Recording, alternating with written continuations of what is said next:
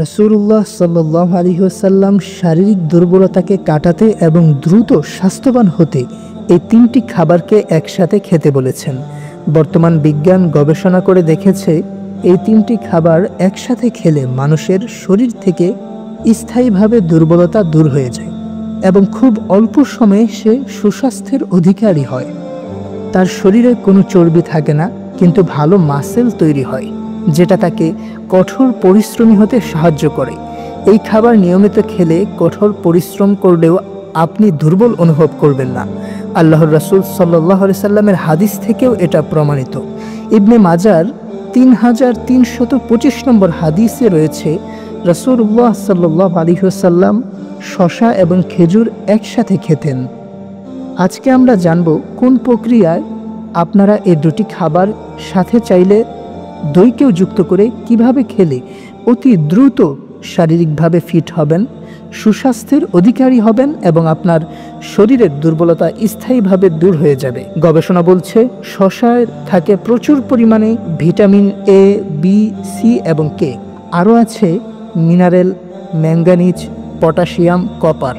সবচেয়ে গুরুত্বপূর্ণ হচ্ছে শসায় রয়েছে পর্যাপ্ত অ্যান্টিঅক্সিডেন্ট। শরীরের বিভিন্ন ধরনের রোগের বিরুদ্ধে সরাসরি কাজ করে শসা।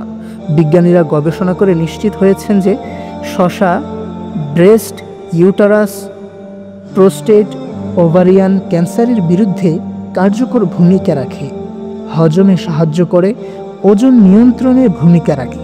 কিন্তু শসার সাথে যখন খেজুর খাবেন তখন কিন্তু আপনি সুস্বাস্থ্যের অধিকারী হওয়ার পাশাপাশি আপনার শরীর থেকে দুর্বলতা চলে যাবে, কিন্তু আপনার শরীরে চর্বি থাকবে না, মাসেল তৈরি হবে।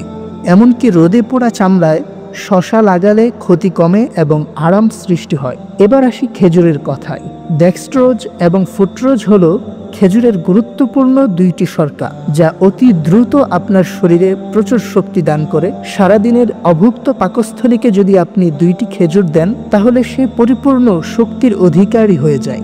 এর কারণ হচ্ছে এতে প্রচুর পরিমাণে vitamin A, B complex, C এবং কে রয়েছে। আমরা জানি যে ভিটামিন সি এবং কে অ্যান্টিঅক্সিডেন্ট হিসেবে কাজ করে, আবার ভিটামিন বি কমপ্লেক্স মস্তিষ্ক শক্তিশালী করে, পাশাপাশি ত্বককেও সুন্দর রাখে।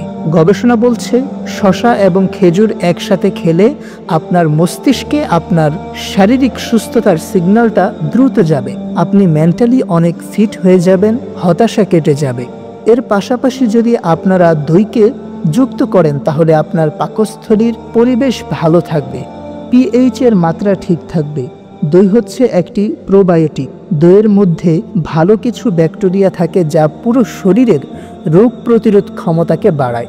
এমনকি শসা এবং খেজুর একসাথে খেলে যদি কারো গ্যাসের সমস্যা হয়, এর সাথে দই যুক্ত করে দিলে বদহজম একেবারে স্থায়ীভাবে দূর হয়ে যায়। মনে রাখবেন, টক দইটা খেতে হবে, মিষ্টি দই না। তো স্ক্রিনে দেখানো পদ্ধতিতে আপনারা প্রত্যেকটা খেজুর থেকে বিচিগুলোকে অপসারণ করবেন, করে ছোট ছোট টুকরো করা শসার দুই পাশে খেজুরকে যুক্ত করে একসাথে খেজুর এবং শসা মুখে দিয়ে ভালোভাবে চিবিয়ে খাবেন। আর এর সাথে যদি আপনারা দই খেতে চান তাহলে চাইলে টুকরো টুকরো শসা এবং খেজুরের সাথে দইকে একসাথে মিশিয়ে চামচ দিয়ে খেতে পারেন। মনে রাখবেন, এই ক্ষেত্রে খেজুর থাকবে 1 ভাগ, শসা থাকবে 1 ভাগ এবং সমপরিমাণ দইয়ের সাথে মিশ্রণ করবেন, তাহলে এটা পারফেক্ট হবে। মনে রাখবেন, শসার পরিমাণ কিন্তু খেজুরের থেকে দ্বিগুণ হবে। সুনানে আবু দাউদের 3903 নম্বর হাদিসে আম্মাজান আয়েশা রাদিয়াল্লাহু তাআলা আনহা বর্ণনা করেছেন, তিনি বলেন, আমার মায়ের ইচ্ছে ছিল আমাকে স্বাস্থ্যবতী বানিয়ে রাসূলুল্লাহ সাল্লাল্লাহু আলাইহি ওয়াসাল্লামের ঘরে পাঠাবেন। এজন্য তিনি অনেক ব্যবস্থা গ্রহণ করেন, কিন্তু কোনো ফল হয়নি।